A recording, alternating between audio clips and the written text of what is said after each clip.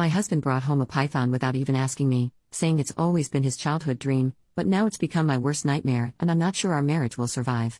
6 months ago, our corn snake unexpectedly died. My husband, 26 male, and I, 24 female, were both very upset. He was a cute little guy and still very young. My husband has owned several small reptiles during his lifetime, and he told me he was thinking of trying a milk snake this time instead of a corn or a garter. Instead, 2 months after our corn died, he came home with a baby Burmese python. Apparently it's always been his dream to own a Burmese. Not only am I pissed that he got something like that without consulting me, on the upside, where we live they are legal, but I had several reservations that have only grown since we've owned it. I have GAD and that thing triggers my anxiety like no other. When I was doing research about Burmese pythons, I kept reading stories about them killing pets, children, and even their owners. So now I'm freaked out and have barely slept for 4 months. This is made worse by the fact that my husband has no experience with large snakes, and the larger the python grows, the more it shows, and also by us having a cat. The other snakes we've had, our corn snake, and my husband's old garter snake, pose no threat, but now I constantly worry that the python is going to get out and eat her. I've taken to locking the cat in our bedroom at night, which interferes with our sleep since she meows and scratches at the door, and I constantly worry about her when she's home alone. I'll reiterate, this thing is freaking huge. He is already 6 feet long.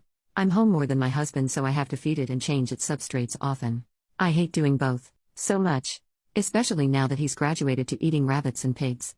I honestly think that since my husband bought him without consulting me, that caring for it should be his sole job, but I'm not going to let it go hungry or live in its own waste out of pride. I honestly don't think we'll be able to give this snake the best quality of life, which I think is essential for all pets. He's getting too big for the tank he's in, which is his third since we've gotten him, and I don't think we have the room in our house for the enclosure my husband wants to build him. His food is very expensive and eating into our savings, but it's what he needs, so we can't downgrade. The python does not deserve to live in a tiny space and eat inadequate food because my husband wanted one as a kid. At the same time, it's a good possibility it could eat us out of house and home. I don't want kids while we own a python, and these things can live up to 20 years. I don't want to never have children, which I've dreamed of, because of a python. Because of all these reasons, but especially the ones about our cat and its quality of life, I think we should rehome the python, preferably to a wildlife sanctuary or something. I've gently brought all of this up to my husband.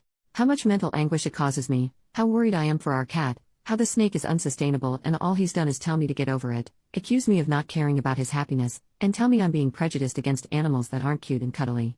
None of this is true, not even the last accusation. I like his smaller snakes a lot. How can I communicate productively with my husband about this issue? He already loves this snake, and I think that's getting in the way of him seeing reason. Edit. For the snake people, I acknowledge now that our husbandry is probably wrong, proving my point even more. Also, I have been informed that the snake probably wasn't a baby if it's at this size now, so take that into an account. I am not the most knowledgeable about snakes. First update 1 week later. First of all, I have to say thank you for the outpouring of support I got, especially from the reptile enthusiasts who happen to be browsing this sub. You guys are awesome.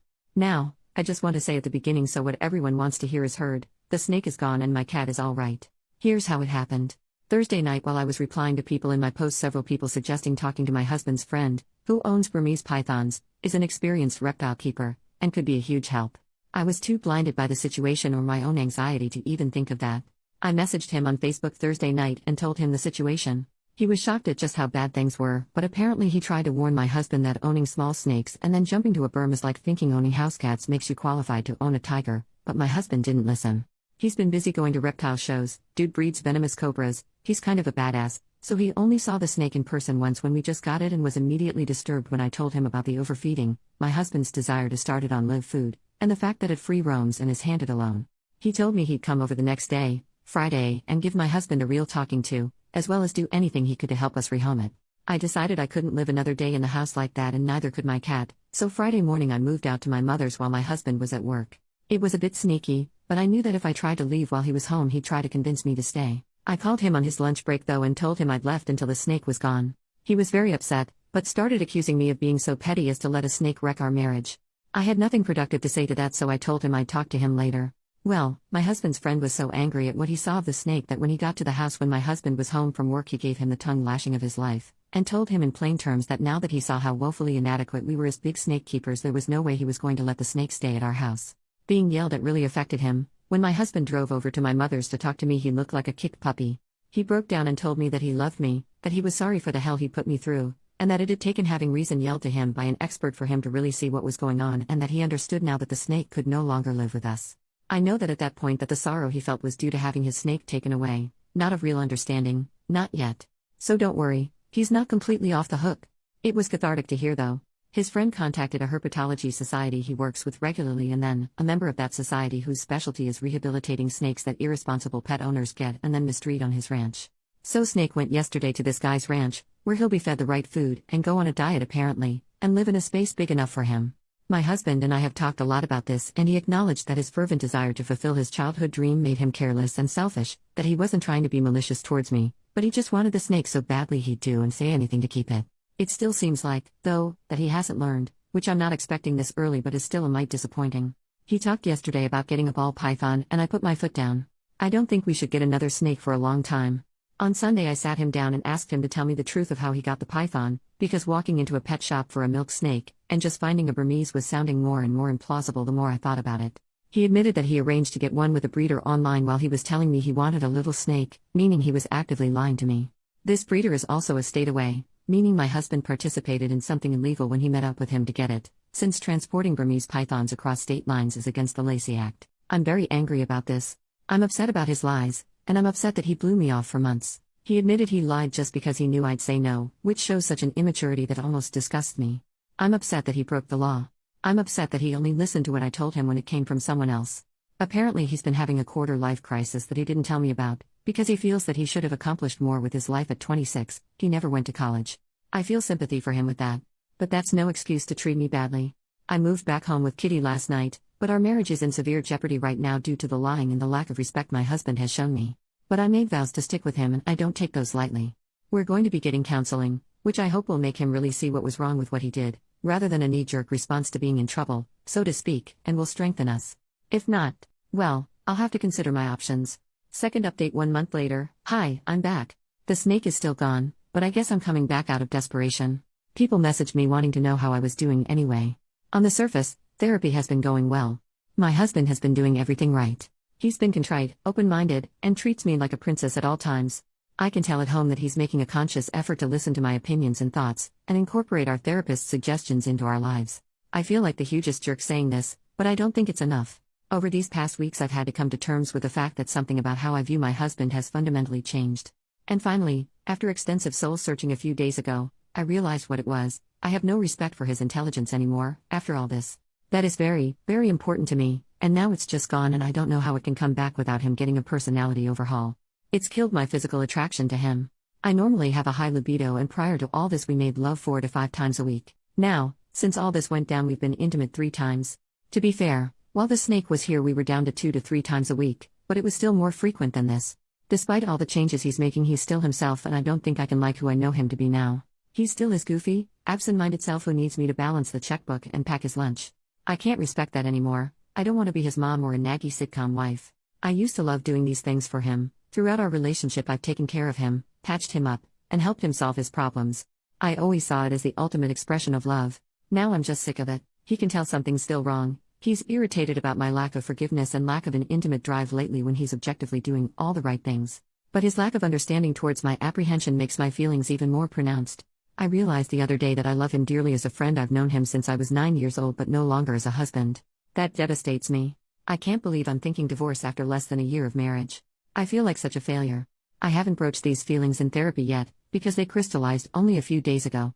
But I don't know how to start because I know saying them will mean my marriage will be over. I have talked to my mom and friends about this, and they all tell me to wait longer, to stick it out, because I made vows. But I feel like I found out something fundamental about my husband that I wish I never had, and that nothing can be the same now. Third update 9 years later, posted on October 14, 2024. My posts were reposted somewhere and one of my friends sent me them saying, "I think you wrote these posts." And reading them, yeah, I did. A lot of people seem to be wondering what happened to me, so I logged into this account for the first time in almost 10 years to give one final update about what happened. Basically, my ex-husband brought home a Burmese python after telling me he wanted a milk snake. I was really scared of it and anxious, and he was dismissive of my worries.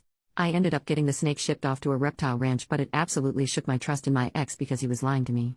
It also made me realize he relied on me to do everything for him like a second mother, and that I hated that. I really tried to work through the feelings I posted in the second update, but after 3 months, we separated. It's totally okay if you judge me for this because I judge myself. After being separated for half a year, we ended up making love. My grandma had just died. I was devastated, and he came to the funeral to support me, and because he'd known her forever and loved her too. We went home together after the family lunch and we ended up having comfort love making. Neither of us wanted kids at that point, but my IUD had slipped into my cervix at some point before this and I ended up getting pregnant. Both of us were unsure about introducing a kid into our relationship, but decided to get back together and make another effort. I had always wanted to be a mom, and didn't want to abort. We found out pretty early into the pregnancy that it was actually a molar pregnancy. Meaning that instead of a normal fetus, I was pregnant with a tumor. I had the mole removed, but I was one of those lucky people who develops cancer from their molar pregnancy. Luckily the cancer was caught when I was only at stage 2 and responded really well to chemotherapy. I've been cancer-free since 2016. However, my ex's behavior when I was extremely sick from chemo, we had stayed together after losing the pregnancy, caused me to put my foot down and want to divorce. He wouldn't, or couldn't, pick up the slack around the house, and I couldn't deal with it anymore. I felt like I couldn't depend on him for anything, not even when I had cancer. Literally a week after I was told I was cancer-free, I told him I was moving out and wanted a divorce. I lived with my mom for a year while our divorce was being finalized and a bit after it, and then decided to get a job in a new city because I needed a new beginning. I also decided to fulfill a dream of mine I'd been mulling over for a while and went back to college to get my BSN in 2017. I graduated in 2019 because I was in an accelerated program for people who already have another degree, and I now work as a neonatal nurse. The job can be really wearing and difficult, but it's so amazing watching tiny and sick babies grow and thrive and eventually leave. I feel like I've found my calling. I also met a guy in my class when I went back to school. We were just friends for 2 years, because I didn't feel ready to date, and then in 2019 we started dating. That guy is now my husband. We got married in 2022. My current husband is the most amazing man and partner I could have ever asked for. I can fully lean on him, and him on me. And I don't have to ask him to please pick his socks up off of the floor. He even does most of the cooking because I hate cooking. Due to my cancer treatment, I went into premature ovarian failure, so we are going to start IVF in the new year with eggs I had frozen before my chemo began. We also want to adopt and or foster at some point and have been looking into that as well. I know for sure my husband is going to be a wonderful support for me and an amazing father. At the time of my divorce I had no confidence my ex would be either of those things. I don't want to just bash my ex though. He is doing much better since we got divorced.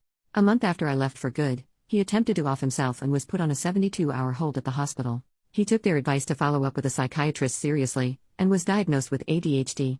It explains so much about how he was when we were together. A little later on, he was also diagnosed with autism. I don't speak to my ex because it's too painful for both of us, but my mom is still close to his mom and has given me some updates. He's taking medication that's really helped his ADHD, and was able to go to trade school. He has a much better job now and has been in a steady relationship. I wish him all of the best. I look back on my old posts and all I can do is shake my head. I was putting up with so much I would never put up with now. I was so grown up because I was 24 and married, but clearly I still had maturing to do. Part of me feels sad for my ex too, because he was struggling for so long and I was writing him off as unhelpful. However, even though he had a medical reason for being inconsiderate, I still had to do what's best for me, and I was at my breaking point. Considering his success, I think we're better off without each other. Oh, and I still talk to my ex's friend the cobra breeder from time to time. Bucatini the Burmese python is still doing great in his new home.